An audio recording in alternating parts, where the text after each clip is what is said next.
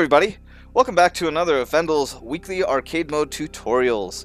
So this video is a little different than some of the other ones because I'm not going to be focusing on the weekly quest because, well, there isn't a new one out yet and I will not have time to do a video for the next weekly quest that comes out.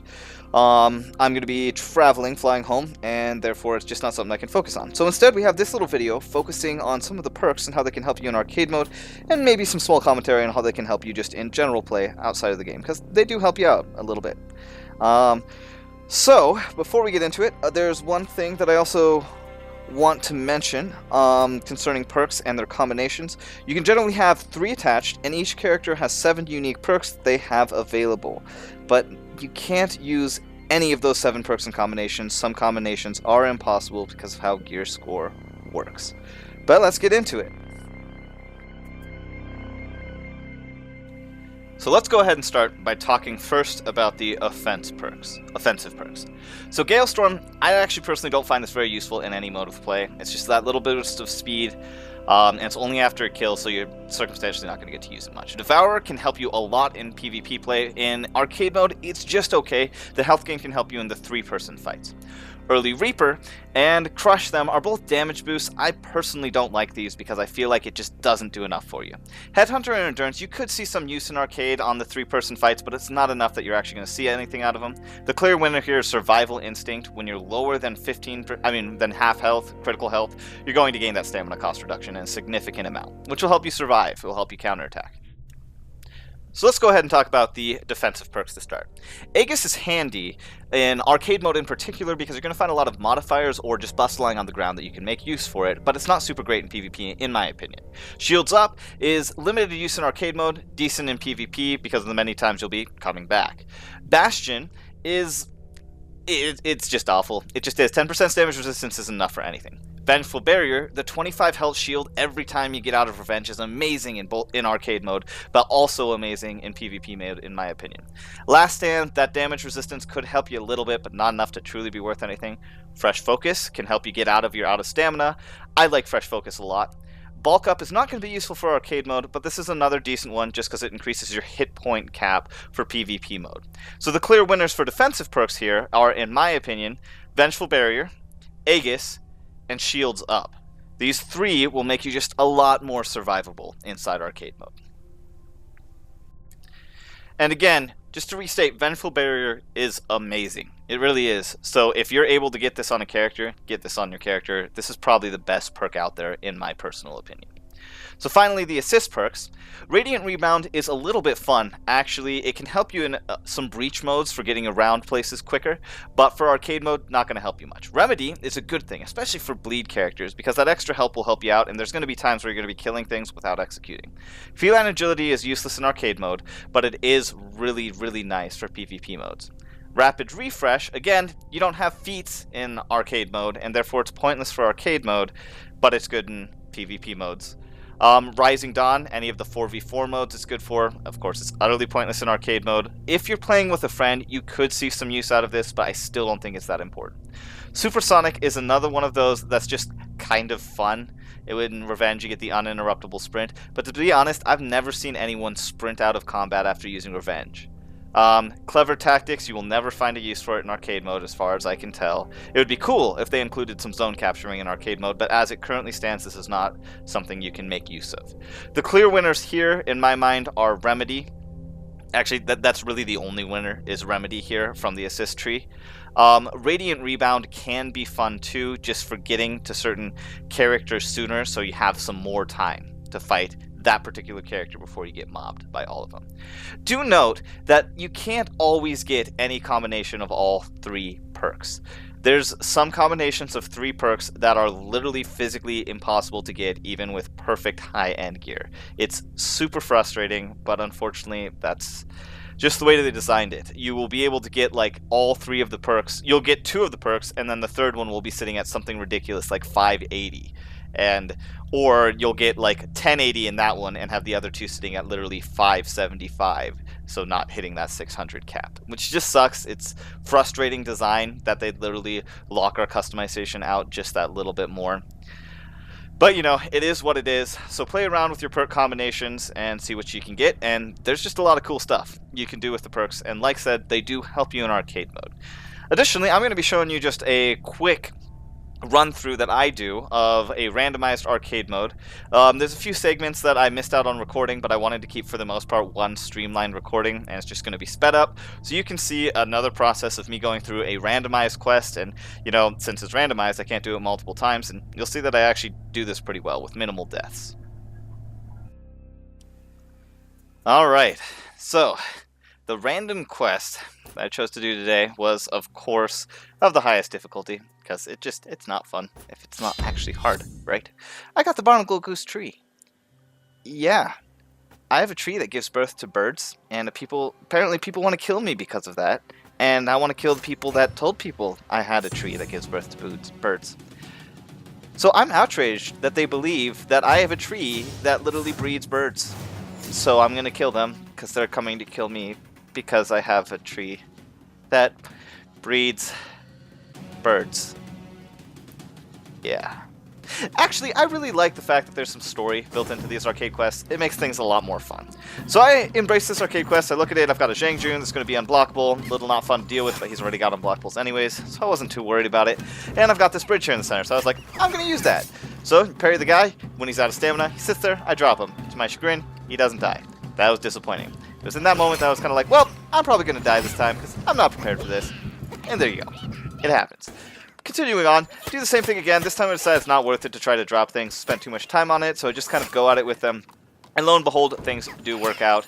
Just a bunch of trades of blows. The knockback makes it so you can get a few extra heavies or whatever in there. He's going to parry me, he's going to ruin my day a little bit, but, you know, you eventually turn things around.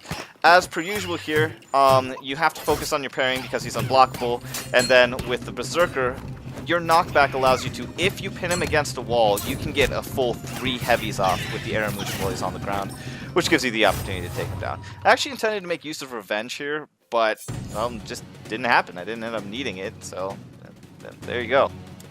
So apparently some treasure hunters now believe that I'm that this bird tree thing is real, and so they're here to kill me too. Sounds like a good time. I really still don't get this. They deserve to die because they're idiots. Oh look! This is going to be awful. I can tell you this is going to be awful. They have a lot of hit points. This is going to be awful. It actually ended up not being that bad. Unfortunately, I lost the video clip from this because my video just stopped recording for whatever reason. So this is the one victory that I failed to get. But essentially, there's spike walls at either end of this map. And yeah, I'll admit it. I threw all 3 of them into spike walls. Yeah. Actually, no, that's not true. The Shugoki I killed, but the other 2, yeah, spike walls. They make your life happier. Especially when you're dealing with 3 people with a ridiculous amount of health. Alright, phase 4. Guess what? More people are mad at me because I have this goose tree. They want my goose tree. So I'm going to go beat them up. This one I worried about. I was like, this is going to suck. They all hit point regenerate. They all have a lot of extra hit points. And then they gave me this map. And I smiled. Because I have knockback. So all you have to do is poke them, and they're going to land in the holes. So I beat this one my very first time. It wasn't even a failure. Run around, take out a little bit of the few enemies. If they're bothering you, deal with them. There wasn't any health regen on kill, unfortunately, so I wasn't able to make use of that. I stuck this guy on this forever. I was really hoping it would drop him. It just didn't. It just didn't. Yeah, it didn't happen. So I killed him, and then moved on to the last one. There's also a little health boost that they happened to give me, so I didn't even I was in a surprisingly low amount of fear this entire quest. I didn't know I went in there, but yeah, it works out. Yep. I cheesed my way through it. It was highly abusive. Ruffling their feathers! I confront a group of thugs. I don't know who started the rumor, but I'm gonna force the truth out of these guys. Because you know how you force the truth out of people? By murdering them. That's what you do. Aramushas are scary, but he's got low hit points, so that's nice, but it does regenerate, so you want to deal with him second. The Warden has a lot of perks, but none are really that bad other than the fact that he reduces your stamina. His health regeneration is low enough that it's not going to be a problem as long as you can keep a few open hits on him. I use Revenge here, and then take him down. I do get the extra shield out of my Vengeful after it's done, which obviously is going to help me survive this Aramusha, because him being unblockable, an unblockable Aramusha really is tough to deal with. It's just not fun. But him having low enough hit points made it fairly easy to just bash my way through it. There wasn't a lot of skill there. More birds, one stone. I find the people that screwed with me. It's time for them to die. These people told me I've had it. I still can't get over the Barnacle Goose tree. Okay, so these guys have a lot of stats. I have a lot of stats. They're special people. I was a little afraid. Turns out this fight wasn't going to be that bad. I tried to do it the regular way at first, handling it with revenge, trading off. This is how I recommend handling, you know, almost any time you get into a 2-person or 3-person in this, especially since we get the revenge boost too. And you can see that I'm almost taking no damage in between revenges by just like perfectly comboing things. But then they also respawn, and so unless I get the executes off, it's not going to work out. So something clicked to me. I realized at some point in here that I would be able to put them into the spikes, and that apparently actually counts as an execute. You can't be revived for that. Unfortunately, I still screwed up here because the Tozen come up and stabbed me in the back. But I attempted a second time, and this time was funner. It was good. I love this. Makes me happy. Spikes. Spikes make me happy.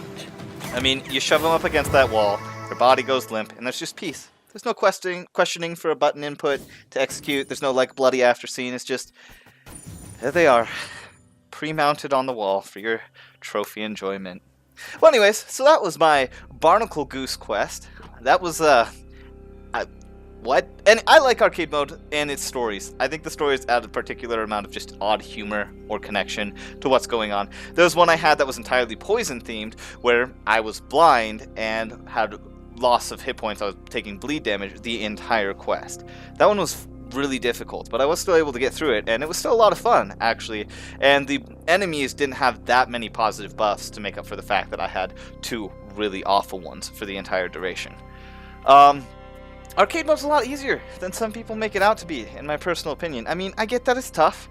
I get that there can be some really difficult matchups, but I made it through this last quest with just 3 deaths. Literally, 1 in the first phase, 1 in the very last phase, and that 1 against the Shaolin, Shigoki, and the Nuxia. I know I don't show it because I lost the video, but I did succeed on my next attempt on it. I used a spike wall for it, though. I got all of them onto the spike wall, except for the Shigoki, who I actually did finish off in straight-out combat. But yeah, they're not as bad as most people, I think, put them off to be. The only really awful quest I ever went up against was 3 Shaolins in Dabanese Arena, so there's no spikes, no trips, no anything. There was a few minions that I could kill, and I did have health steal, but I was also blind, like permanently blind, and the Shaolins all respawned, all had unblockable attacks, and then all had 1 other varied perk that just made it terrible. I had high revenge, and I think I had a small, just level 1 regenerating shield, but being blind combined with all of their attacks being unblockable just made it absolutely awful. Just absolutely awful. So that's about it for this week. I hope you guys enjoyed that, and hope you enjoyed some of the discussion on perks. Let me know if you think any of the other perks that I either didn't mention or mentioned too brief are viable in arcade mode or otherwise. I would love to hear some discussions about which perks are actually viable, because the perks are, you know, they're really low in their effect on the game, but they can still help you out quite a bit. So a few housekeeping notes. I've already said it, but I will not be making a video for the weekly quest that will be available over Christmas. But I will be making a video for the one that comes out in New Year's, so you guys can look forward to that one. I do hope you all have a Merry Christmas. I'm going to be flying out on Thursday, and that's why I'm not going to have the opportunity to get that first video out. But, you know, with Christmas time, it's a festive season. I hope you all enjoy it, whether you're in the snow or somewhere else that's warmer. It's just a good time of the year. So Merry Christmas, and a coming Happy New Year, and a reminder, always remember that your modifiers modify your playstyle. You got to adapt to whatever they throw at you, and if you do so, you'll make it through arcade mode just fine. Anyways, Vendel out.